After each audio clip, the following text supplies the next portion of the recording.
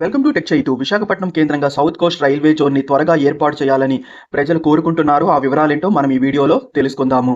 విశాఖపట్నం కేంద్రంగా south Coast railway zone ఏర్పాటు మరియు రాయగఢ్ కేంద్రంగా కొత్త రైల్వే డివిజన్ ఏర్పాటుకు సంబంధించి అడుగులు వడివడిగా పడుతున్నాయి. గత నెలలోనే ప్రధానమంత్రి నరేంద్ర మోడీ గారు ఈ విశాఖపట్నం కేంద్రంగా ఏర్పాటు చేయబోయే south Coast railway zone head quarters building కోసము శంకుస్థాపన చేశారు. కొద్ది రోజుల క్రితమే మనకి ఈ జోన్ ఏర్పాటులో భాగంగా డివిజనల్ సరిహద్దుల్లో ఎలాంటి మార్పులు జరుగుతాయన్న వివరాలతో ఇన్ఫర్మేషన్ బయటకొచ్చింది. మరియు వాల్తేర్ రైల్వే డివిజన్ని విశాఖపట్నం రైల్వే డివిజన్ పేరుతో కొన్ని రైల్వే లైన్స్‌ని రాయగఢ్‌కి కేటాయిస్తూ కంటిన్యూ చేస్తారు అని కూడా మనకి న్యూస్ అనేది బయటికి వచ్చింది.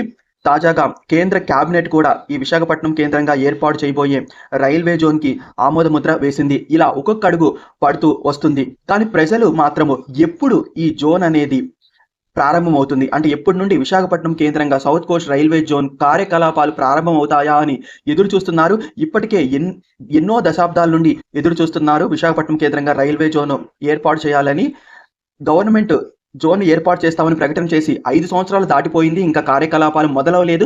ఇప్పుడైనా ఇంకా కార్యకలాపాలని మొదలు పెట్టవలసిందిగా ప్రజలు కోరుకుంటున్నారు. కానీ ఇంకా జోనల్ హెడ్ క్వార్టర్స్ బిల్డింగ్ అయితే ఇప్పుడే ప్రారంభమయ్యింది. వాటి నిర్మాణం పూర్తవడానికి ఒక 2-3 ఏళ్ళైనా పడుతుంది. ఆ 2-3 ఏళ్ళు ఆగి ఆ తర్వాతే జోన్ ఏర్పాటు చేయటము సరికాదు. ప్రస్తుతం తాత్కాలిక భవనాల్లో ఈ జోనల్ హెడ్ క్వార్టర్స్‌ని ఏర్పాటు చేసి జోన్‌ను ప్రారంభించాలని ప్రజలు కోరుకుంటున్నారు.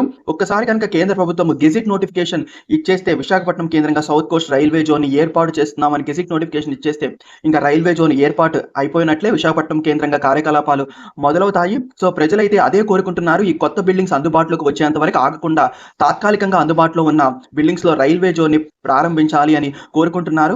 కేవలము ఈ సౌత్ కోస్ట్ రైల్వే జోన్ ఏర్పాటు గురించే కాదు, గతంలో దేశవ్యాప్తంగా పలు రైల్వే జోన్స్‌ని ఏర్పాటు చేసినప్పుడు కొత్త బిల్డింగ్స్ అందుబాటులోకి వచ్చేంత వరకు ఆగకుండా ఆల్రెడీ ఉన్న తాత్కాలిక బిల్డింగ్స్‌లో జోన్ కార్యకలాపాలని ప్రారంభించారు. సో ఆ విధంగానే విశాఖపట్నం కేంద్రంగా సౌత్ కోస్ట్ రైల్వే జోన్ కూడా ఏర్పాటు చేయాలని, కొత్త బిల్డింగ్స్ కోసం ఆగకుండా అతి త్వరలో దీన్ని ఏర్పాటు చేయాలని ప్రజలు కోరుకుంటున్నారు. ఒక్కసారి సౌత్ కోస్ట్ రైల్వే జోన్ ఏర్పాటు అయింది అంటే అప్పుడు సౌత్ కోస్ట్ రైల్వే జోన్‌లో 4 డివిజన్లు ఉంటాయి.